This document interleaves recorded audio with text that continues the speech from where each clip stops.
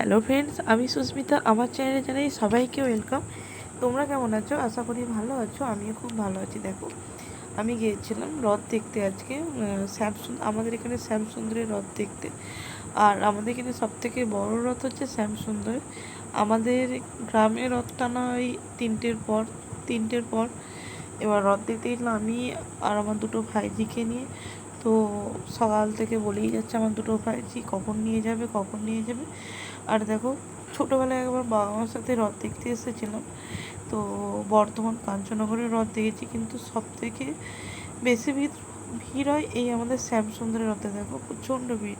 আর এদিকে আমার এটা হচ্ছে বড়ো ভাইজি, আর কোলে যেটা আছে ছোটো ভাইজি। দেখো, আর ঘেমে তো রীতিমতো মানে অবস্থা খারাপ। ও যে গরম করছে, জামা খুলবো গরম করছে, ওই করে যাচ্ছে ছোটো ভাইজিটা।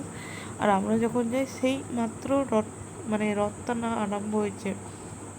দেখো, আর বছরে জানো তো, এবার আমরা জানি রথটা ওখানে মানে 8 দিন ধরে থাকে, কিন্তু মাসির বাড়ি যে যায়।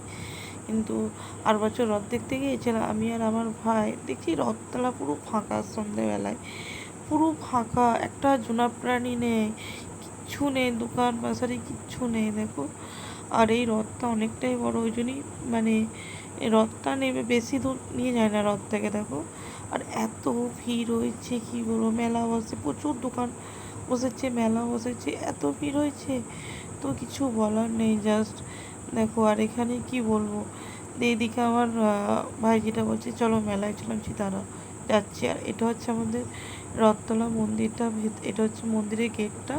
আর ভেতরটা দেখো কত সুন্দর, বহু পুরনো এই মন্দিরটা। আর মানে পুরনো মন্দির তো, কাজগুলো এত নিখুঁতভাবে করা আছে যে কী বলবো। এটা হচ্ছে শিব মন্দির, এই শিবটা পাতাল থেকে উঠেছে।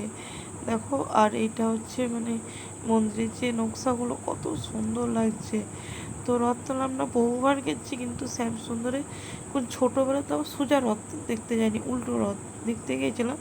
কিন্তু এই প্রথমবার সোজা রথ দেখতে যাচ্ছি। আর আমার ভাইজিরা উঠে আসছে দেখো, আর বড়ো ভাইজিটা এদিকে জ্বর চলে এসছে। তো কী করবো সেটা ভাবছিলাম, খালি করে ওকে নিয়ে বসলাম, নিয়ে তারপর খিচুড়ি ভোগ খেয়ে তারপর বাড়ি এলাম।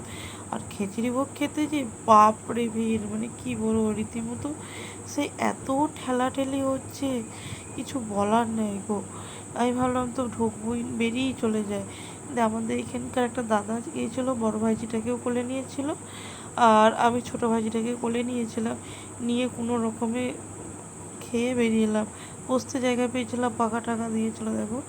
আর খিচুড়ি ভোগ আর দিয়েছিল পায়েস, আর শাকের তরকারি করেছিল। দেখো, মানে খিচুড়ি ভোগটা আমার দুটো ভাইজি খেয়েছে, কিন্তু আমি অল্প খেয়েছি। আর আমি এমনি বেশি খিচুড়ি ভোগ খেতে পারি না, আমি অল্প খেয়েছি, দুটো ভাইজিই খেয়েছে। ভিডিওটা কেমন লাগে লাইক, কমেন্ট অ্যান্ড শেয়ার।